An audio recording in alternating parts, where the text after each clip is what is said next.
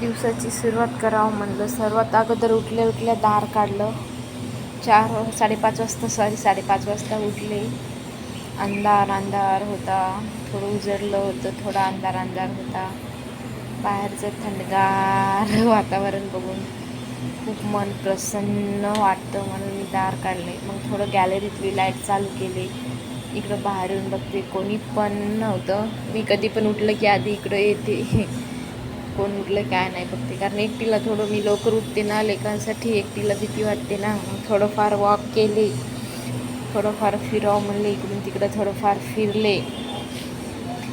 फिरल्यानं थोडंफार आराम वाटतं आपल्याला पण. योगा झाल्यासारखं थोडं छान वाटतं म्हणून फिरले. मग बसले थोडं इथं. बसल्याच्या नंतर गप्पा गोष्टी कराव्या म्हणल्या तुमच्या संग थोडंफार. तर माझ्या मयुरी चॅनलमध्ये तुमचं सर्वांचं स्वागत आहे.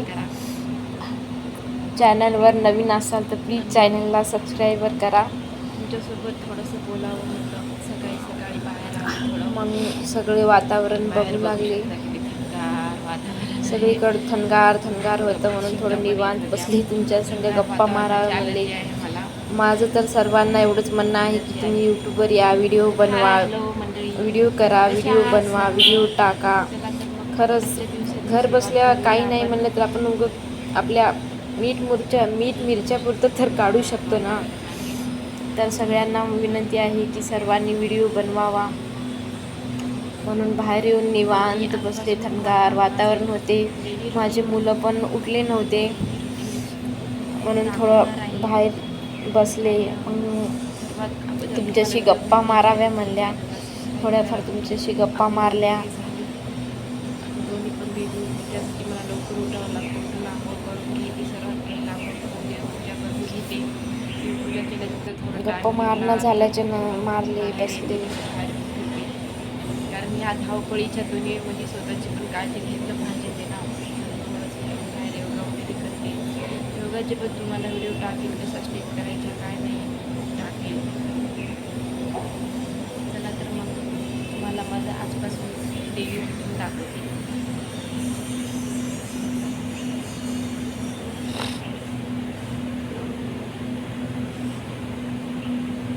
चला तर मग जाऊया किचनमध्ये आणि पाहूया, स्वयंपाकाला लागूया. लेकरं उठल्याच्या नंतर काय करू देत नाही म्हणून स्वयंपाकाला लागावं लागतं अगोदरच. बाहेरचं वातावरण बघा कसं थंडगार आहे, किती छान वाटतं. निळं आभाळ, थोडं पांढरं छान वाटतं. मग घरामध्ये आले. आंघोळ झाली होती. आंघोळ केलं की मग मी अगोदर येऊन देवाला उठवते. देवाला उठून देवाला दिवा अगरबत्ती करते, देवाच्या पाया पडते. हात आपले कुठेही लावलेले चांगले नसतील म्हणून देवाला जास्त करून तर मी टच करच ना, डोक्यानंच पाया पडते. कारण लेकरांचं राहते मध्ये हात धुणं होत नाही म्हणून डोक्यानंच पाया पडते. देवा सर्वांचं भलं करा, सर्व पायी माझं भलं करा असं म्हणून नमस्कार करते देवाला. देवाला दिवा लावते.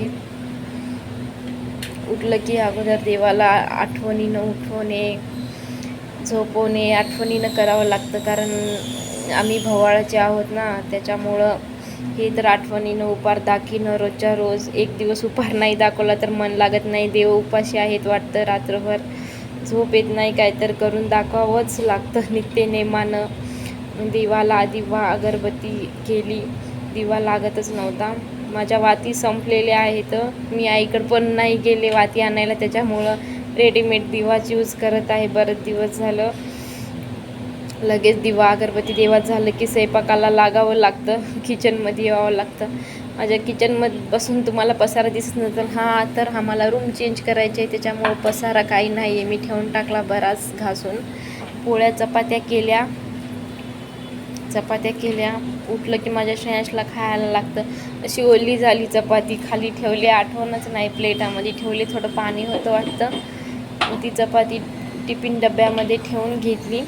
या टिफिनमध्ये ठेवायचं. अशा टिफिनमध्ये खरंच छान राहते, गरम पण राहते, तर कडक होत नाही, तर मऊ पण राहते. आता ही भिजलेली चपाती मलाच खावं लागणार. टाकून तर देवा वाटत नाही ना, अन्न इकत घेऊन टाकून देवावं असं वाटत नाही. या कधी पण ह्या टिफिनमध्ये ठेवायचं. खरंच गरम राहते, मऊ राहते, छान राहते तर चपात्या, म्हणून मी हाच करते. पुन्हा मग मेथी थोडं निसून घेतली, मेथीची भाजी करावं म्हणलं. डाळ भिजू घातली होती, कारण लवकर जेवढं होईल तेवढं लवकर करावं लागतं मला. पुन्हा लेकरंच होतं, ते लेकरं उठल्याच्या नंतर काही करू देत नाहीत. कांदे घेतले, कांदे कट करून घेतले, चाकू भेटत नव्हता, त्यानं कुठं टाकून देते काय नाही, काहीच ठेवत नाही जागेवर श्रेयांश माझा. कांदे वगैरे कट करून घेतले, मेथी निवडून घेतली. मेथीची भाजी आवडते श्रेयांशला, श्रेयांशच्या डॅडीला पण आवडते, त्यांना आवडते म्हणून मी पण आवडीनंच खाते. मग कांदे कट करत विचार करत होते, ते उठतो म्हणून विचार करत होते. मग कोथिंबीर घेतली, कोथिंबीर पण कट करून घेतली. स्वयंपाक त्यानं आधी भाजी पोळी खातो, पुन्हा मग लगेच त्याच्यासाठी काहीतरी वेगळं म्हणून पुन्हा मटकी करावीच लागते. मग मेथीच्या भाजीचं सगळं चिरून वगैरे घेतले, कांदा कट केला, लसूण वगैरे वाटून घेतला, तेल कढवण्यासाठी ठेवले, त्याच्यात जिरे मोहरी टाकून बघले. तेल गरम झालं की टाकायचं, म्हणजे कसं छान भाजी होती, वास पण छान येते, खावा वाटते. तसं टेस्ट येत नाही. तेल कढल्यावर टाकायचे जिरे मोहरी, टाकल्याच्या नंतर परतून घ्यायचं. मग लगेच कांदा टाकायचं, जास्त पण करपू द्यायचं नाही, करवट लागते. तर कांदा टाकून कांदा लालसर होईपर्यंत तळून घ्यायचं. थोडा कांदा ठेवते, लगेच मी 2 चिरले होते, मटकीला पण होते म्हणून. कांदा छान परतून घ्यायचा. कांदा लालसर झाला की मग लसूण टाकायचं. आणि कधी पण मेथीच्या हिरव्या भाजीला हिरव्या मिरच्या टाकायचं, अजून टेस्ट छान येते. लालपेक्षा हिरवं टाकलं तर छान टेस्ट येते, म्हणून थोड्या मिरच्या वाटून घेतल्या, वाटून घेऊन टाकल्या, परतून घेतलं. त्याला पण छान तेलात थोडं लालसर होईपर्यंत खाल्लेले नाही, त्यानं त्यानं मध्येच उठले होते, त्याच्यामध्येच करपू लागलं थोडं. लगेच थोडी कोथिंबीर टाकून घेतली, टाकून परतून घेतले. मी अशीच करते मेथीची भाजी, छान होते, टेस्ट पण छान येते, छान होते. परतून घेतले, पुन्हा मग मेथी कट केले होते, मेथी टाकले. मेथी थोडं वाफू देते मी, मेथी टाकून त्याला थोडं तेलामध्ये परतून घेते. पुन्हा मग लाल तिखट, थोडीशी हळद, थोडंसं मीठ.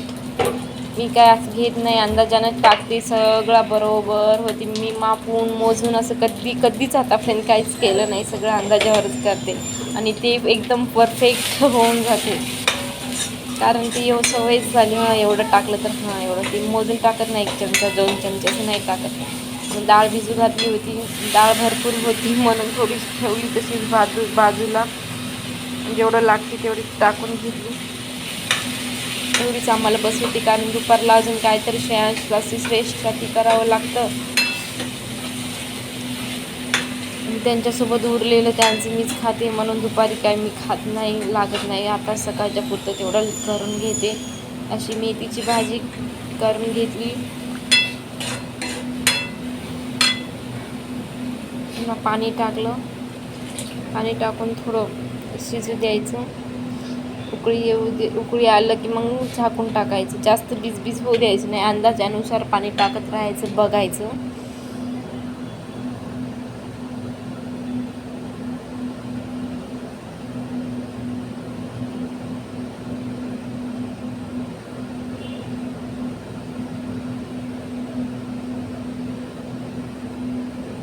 मग असं झालं नंतर थोड्या वेळाला कॅमेरा ऑनच होता वाटतं, आठवण पण नाही बंद करायची, तसंच राहून गेलं वाटतं.